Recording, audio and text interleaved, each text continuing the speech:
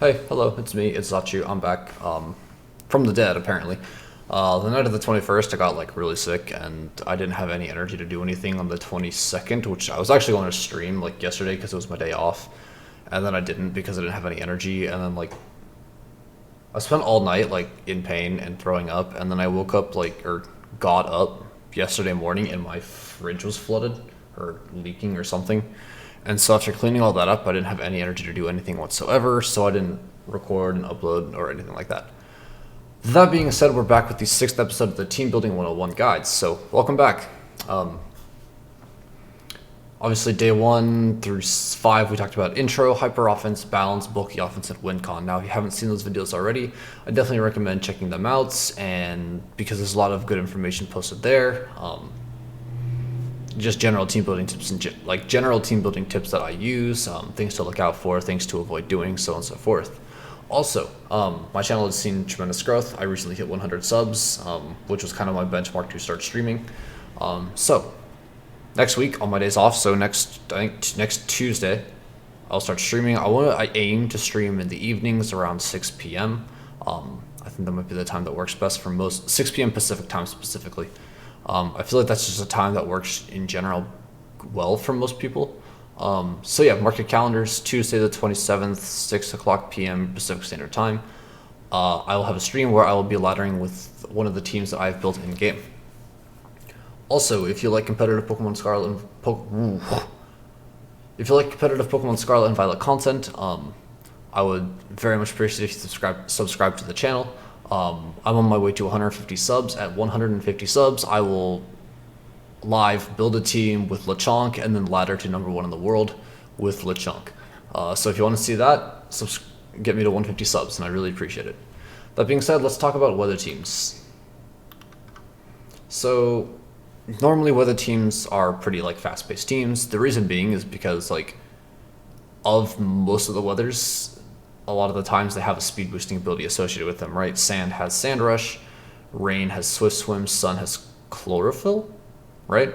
Chlorophyll, and then snow has Slush Rush, right? This isn't always the case. Obviously, there are damage boosting weather types as well. I know sun has solar power, and then sand has Sand Force is the ability. I think it's Sand Force. However, it's more common to see the speed boosting abilities. Now, the other thing about weather is it's not necessarily recommended as an archetype, but more as a mode that your team can do. And the reason being, and we'll talk about this in the cons, but if your entire team indexes on the weather, once your weather is gone, or if your weather is countered, it becomes a lot harder to play your team. The other thing about weather is your weather shouldn't hinder the rest of your team too much, and again, we'll talk about this in a minute. For example, you wouldn't want to be building a rain team and have 2 fire type attackers on it because your fire type is going to be weakened. You wouldn't want to run a sun team with 2 water type attackers. You wouldn't want to run a rain team with a Pokemon that's 4 times weak to water, so on and so forth, things like that.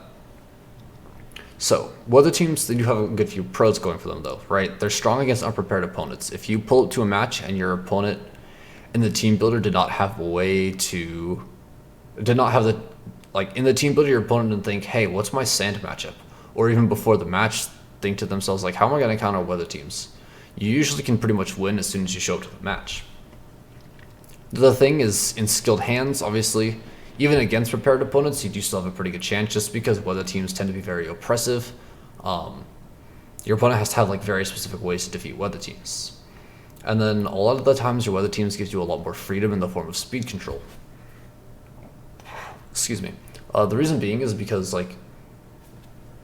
the Pokemon that are benefiting from the weather can often act as your speed control, or the weather setters themselves can act as your speed control. Or, the Pokemon that are benefiting from the weather don't need speed control to keep up with the rest of the metagame. Again, we'll talk about this in a minute, but one of the most common examples of this is Lechonk. Now, the cons. The biggest con, and anybody who's played weather or watched weather will know this, and it's weather wars. It's when you show up with one weather and your opponent shows up with a different weather, and it's just a race to KO the other opponent's weather setter, or basically looking them dead in the eye, saying I'm better, and leading my weather setter, expecting them not to, right? And then the other thing is, end games after your weather is gone can tend to be pretty hard as well. especially if your team is more indexed towards the weather, which is why it's, again, not recommended as an archetype, but more as a mode that your team can have. And then it can be restrictive in team building. It's kind of, we talked about your hindering. Again, you don't want to have like 2 fire type attackers on your rain team, or Pokemon that's 4 times weak to fire on your sun team. So normally when I'm building weather teams, this is just the general like team structure that I tend to look for, and then I adjust from there. But I look for one setter, I look for an abuser, I look for a pseudo abuser, and the difference between an abuser and a pseudo abuser is like the abuser, usually one of its abilities directly references the weather. The pseudo abuser can like benefit from the weather but doesn't need it to function. And then I usually look for 1 to 2 standalone attackers and then 1 to 2 supports, right? Again, just depends on the team itself. In general, your weather setter should also do more than just setting the weather. Like, we talked about this on the bulky offense vid with Trick Room, but your Trick Room setter, on hard Trick Room teams specifically, your Trick Room setter should generally be an offensive Pokemon, so that way you don't have a support Pokemon to set up Trick Room, and then support Pokemon setting up Trick Room and just have a very passive lead. The difference on weather is you have a weather setter that actually does something so that you can apply a lot of immediate offensive pressure on the field. And then I kind of talked about this, or this kind of references the last 4 Pokemon of the team, like the pseudo abuser, the standalone attackers, and the support. But a lot of the mons on the team should be able to stand alone and operate without the weather. So that way you're not like too reliant on the weather and you don't get kneecapped after those 5 turns are over. So generally my kind of process is I find my setter, I find my abuser, I find the weather abuser, I find the standalone attacker, I find a support Pokemon that kind of makes them work so I don't have to bring this guy or this guy, and then a second supportive mon or like offensive glue that doesn't necessarily rely on the weather, it just covers up some patches that the team can't necessarily hit. Now I've got 3 teams kind of pre-prepared. Whoops. Like I said, I have teams pre-prepared. We're just gonna go through this real fast. Spoiler alert, because I was building these and then I forgot to delete them before I started the video. That being said, I got 3. We're gonna talk about rain and then sun and then sand. I might talk about snow as well. I think it's a potentially strong archetype this gen. I think we all just have like trauma from hail teams being bad in the past because it wasn't a good archetype. So that being said, let's talk about rain first. I think rain is arguably the weakest weather this generation, and that's because Scald has become a move. Scald has gone from a water type move that almost every water type learns to a move that almost no water type learns. In fact, no water types currently in the game can learn Scald because it's the signature move of Volcanion. So for our first rain setter, we obviously have Pelipper. It's the only rain setter in the game. Pelipper is usually run Focus Sash because it doesn't have great bulk, and living 4 times super effective Thunderbolts is usually useful. You have Drizzle. In general, you run Protect, you run Tailwind. It's your weather setter and your speed control. This is where I went with the your weather setter should actually do something. And then normally it's like Hydro Pump. You can run like Terra Blast Water if you're worried about accuracy. And then I think it actually might. No, Hydro Pump is still technically. Ooh, is it? Because it's 165 versus like Terra Blast Water would be 160. So Terra Blast Water is technically just as strong as Hydro Pump, but you have to commit a Terra for it. And then you have Hurricane, right? Which is the move you're clicking more often than not with Hurricane because 30% confused chance is kind of big. We all remember 30% burn chances with Scald. As far as your weather abuser on rain teams go, I like Dreadnought. The only other option that we really have, like if we look at our Swift Swim users this gen, we have Barraskewda, who is like, it takes a hit and it dies. You have Beartick, who is too slow. You have Dreadnought, which is like a decent speed tier. You have Floatzel, which takes a hit and dies. You have Golduck, which, okay. Golduck pops up like every single generation on our rain team. Because everybody thinks it's good and then it ends up sucking. Luminion doesn't do damage. Love Disc does less damage and takes less hits. And then there's like Quillfish. I don't even know what this Pokemon does. I don't even know what moves it gets. Like if I saw Quillfish, I would laugh and then win. So as far as system users go, we have Dreadnought and Barraskewda, and I think Dreadnought's better, especially because you can Terra type into water or Terra into rock and just completely do away with your 4 times weakness to grass.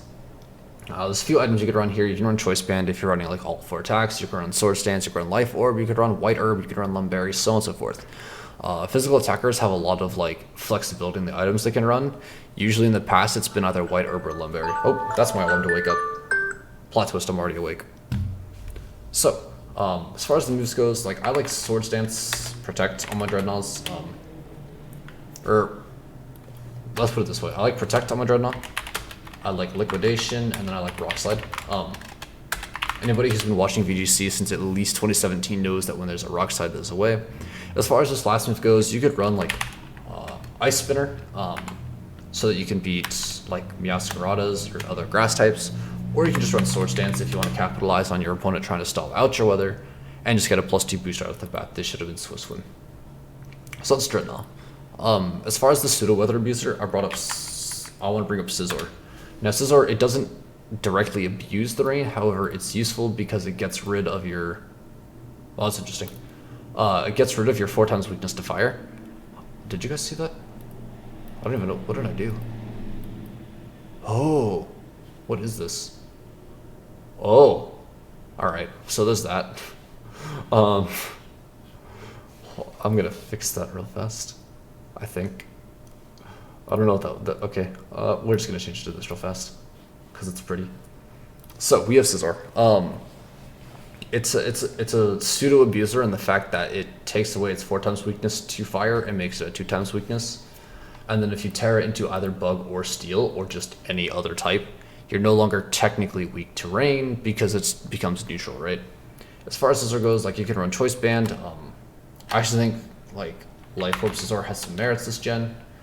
Technician, for one specific set specifically, Technician with Protect, Sword Stance, Bullet Punch, and oh my god, I did it again. Bullet Punch and Close Combat.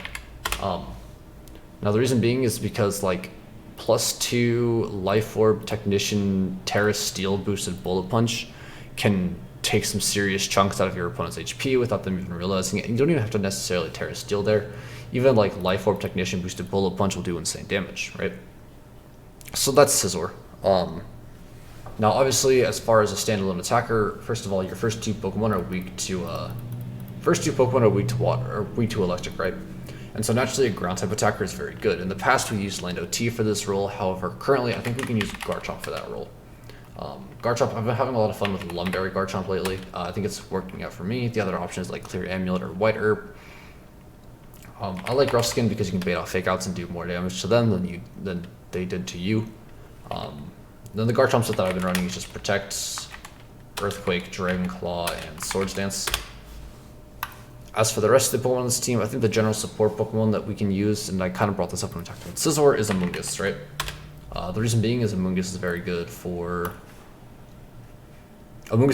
because its grass type weakness is no longer a weakness when you have the rain up. There's all sorts of items you can run on Amoonguss. Rocky Helmet has actually been picking up in usage because you can EV Amoonguss in a way that it always survives Meowscaradas, or not Meowscaradas. You can EV Amoonguss in a way to where it always survives Masshold's Population Bomb. And really you only have to live like 7 hits with Rocky Helmet because after 7 hits they die. So there's that. There's a way to EV Amoonguss to where that's the case, where you will always live Masshold Population Bomb, and Masshold will die as a result of Population Bombing your Amoonguss. As for the moves, it's just generic Protect, Spore, Rage Powder, and I like Clear Smog. I know Pollen Puff has been picking up in usage because it hits Meowscarada for pretty hard and you can heal your allies. I still like Clear Smog because it hits Meowscarada equally as hard and is good in the setup mons. Like this is my Dombozo counter on a lot of teams that don't run Murkrow. So there's Amoonguss. And then for the last attacker, I like to use in this case I like to use an offensive glue, right? In this case it's a Titan. Because grass type moves do well into Garchomp, grass type moves do well into Dreadnought, and grass type moves do well into Pelipper if you just have to Terra Water or Terra Ground, right? Dreadnought is an ice typing and deal with all of these. Also with Thick Fat, you are not weak to fire at all under rain. You're not weak to fire. You take half damage from fire under rain, and then if you decide to take the Terra Water out on this Pokemon, you take 1/8 damage from fire type moves. As far as your items go, I think you have Citrus Berry, you have your Thick Fat, you have your Protect, your Ice Shard, Earthquake, and Belly Drum. The thing is like because you're running this on a rain team, you could even decide to go Terra Ice and just make your ice shards 80 base power as opposed to 60. And the one thing you should always make sure to do when running any sort of belly drum citrus stat is to make sure that your HP stat is an even number. You don't want to be that guy that pulls up to the match with an odd HP, you belly drum, and your citrus berry doesn't activate. So that's rain. As far as the next archetype goes, I want to talk about sun. Now, most obviously, like you have Torkoal as your sun setter. These things usually run charcoal with like droughts. They protect, eruption, heat wave, body press is common. Next Pokemon on sun, like usually you run a chlorophyll user, which we don't really have a lot of this gen. Woohoo, Jump, Pluff, Leafeon, Lilligant, Sawsbuck, Scoville, and Sunflower Tropius. I'm going to tell you right now, your best option is probably Lilligant. It can actually do something. Like Leafeon is great offensively, but it doesn't do anything. And it's Intimidate weak, whereas Lilligant has the same base attacking stat, like 110 to 110. But Lilligant isn't intimidatable, right? As for the move on this thing, I like Wide Lens for one specific purpose. I run Chlorophyll. I like Sleep Powder. Yeah, I like Sleep Powder, Quiver Dance, not Gouache, I wish. Quiver Dance, and then Energy Ball, and then you can either run like a Terra Blast and run whatever Terra type you want, or you can run After You, which you can basically just use to make your Torkoal blow up really fast, right? So there's that.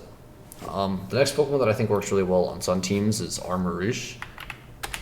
The reason being is because this is like, Lilligant is your Sun abuser, Armarouge is a pseudo abuser because Armarouge is going to do a lot of damage regardless of Sun being up or not. And with Sun, you just greatly increase the power of your Flash Fire, right? Or the power of your Fire type moves. And then you can run Grass, Terra Grass as well. If you follow my Twitter, I talked about this very briefly about Ceruledge, about how like Terra Grass Ceruledge with Flash Fire is the cheapest mon to ever touch mons, and this is kind of the same thing. Terra Grass Flash Fire Armarouge is the cheapest mon to ever hit mons. I think it's less cheap than Ceruledge, but that's just me. As far as move goes, I still like the generic Wide Guard, Trick Room, Armor Cannon, and Expanding Force is the moveset. I still don't know what item. I'm saying Life Orb for now. And then obviously where there's Armarouge, there's Indeedee. I think these Pokemon are like joined at the hip. They might be the same Pokemon at this point because I only ever see them on the field at the same time. Indeedee has a bunch of items I can run. I like Safety Goggles personally. There are other items you can run, Psychic Surge.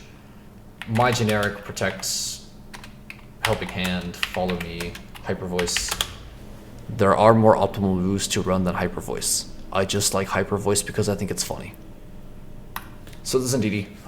As far as the rest of this team goes, because I'm kind of indexing on the Trick Room, just considering that one of these guys is really slow, one of these guys can be slow, and another one of them is somewhat slow, I think Trick Room is a very useful setup for this team. And so we have Hariyama. Obviously, Flame Orb, Guts with Fake Out, Wide Guard, Close Combat Facade. Very good. Very not scary face. Facade. As far as the last Pokemon on this team goes, I just prefer like a general support Pokemon for it since it is more Trick Room oriented, so we're just going to copy Grimmsnarl here. There are probably other support Pokemon that you could use, but I like Grimmsnarl in this case, right? The last team I want to talk about, and probably the strongest team archetype this gen, is Sand. Obviously, for our Sand setters, we have Tyranitar, because while Hippowdon didn't make the cut, Hippowdon is not a good Pokemon in doubles. I have not seen a serious Hippowdon placement in a major tournament in a long time. Actually, I have not seen one since I started playing Pokemon. So there's that. So we have Tyranitar. I've really been enjoying I've been enjoying Lumberry Tyranitar personally with Sandstream, Protect, Rocks. I'm going to do that every time, I swear. Rock Slide, Terra Blast, and Dragon Dance. And I've been running Terra Flying Tyranitar.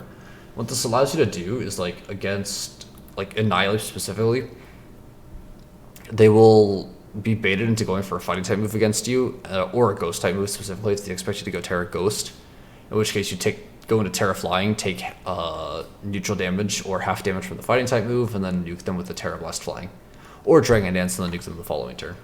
As far as Tyranitar goes, I think Tyranitar specifically needs max speed. Without max speed, you're not outspeeding much even after Dragon Dance, so you need the max speed to capitalize as much Dragon Dance as possible. The second Pokemon for this core is Lycanroc. This is a core people have talked about a lot. It is very cheap. Like dual rock slide is a very cheap core.